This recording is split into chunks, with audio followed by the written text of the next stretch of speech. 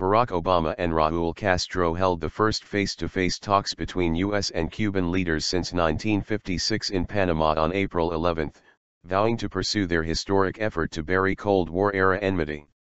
Sitting together in a blue-carpeted room, Obama thanked Castro for his spirit of openness and courtesy during their interactions, while the communist leader stressed that the negotiations will require patience.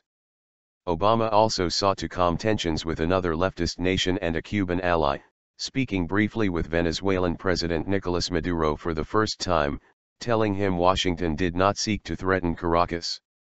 The Obama-Castro meeting, which lasted more than an hour, was the climax of their surprise announcement on December 17 that, after a year and a half of secret negotiations, they would seek to normalize relations that broke off in 1961.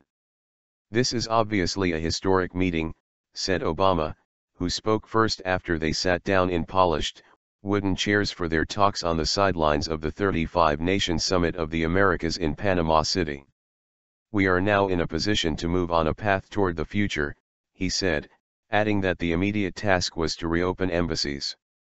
Castro, 83, broke into a smile when Obama acknowledged that the two sides will continue to have differences on human rights and other issues. After Obama spoke, the two men stood up and shook hands. Saying he agreed with everything Obama said, Castro acknowledged that the two governments can still have differences but with respect of the ideas of the others. "We are willing to discuss everything but we need to be patient, very patient," he said. "We already expressed to some American friends in other occasions that we are willing to talk about everything." When Castro said he hoped the US and Cuban delegations will listen to their president's instructions, Obama laughed. The two leaders, who had spoken on the phone in December and on April 8, shook hands again and reporters were ushered away for a closed-door discussion. Obama told reporters later that the conversation was candid and fruitful and that he did not shy away from telling Castro that Washington would keep airing concerns about democracy and human rights. They both had already made conciliatory speeches moments earlier during the summit, sitting at an oval table with some 30 other regional leaders. Addressing the leaders next, Castro declared, "President Obama is an honest man."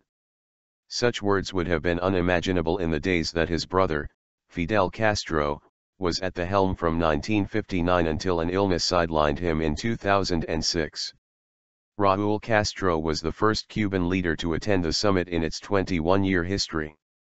US-Cuban tensions have vexed Washington's relations with the region for decades.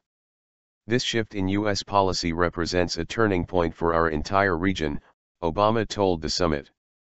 "The dialogue signals the end of the last Cold War battles in this hemisphere," said Jeff Thill, Cuba expert at the Washington Office on Latin America Policy Forum. "But I don't think that they will become best of friends overnight." During their private talks, Obama and Castro discussed the embassy negotiations and instructed their teams to swiftly resolve lingering issues, a senior U.S. official said. Castro mentioned his desire to see the end of the U.S. embargo, which forbids most trade and American tourism to the island. Obama has urged the U.S. Congress to end it. Addressing a key Cuban demand, Obama told Castro that he would decide whether to recommend removing Cuba from a U.S. list of state sponsors of terrorism in the coming days, the official said. While Obama pointed to polls showing most Cubans and Americans back the diplomatic thaw, some in Congress and on the 2016 presidential campaign trail oppose it.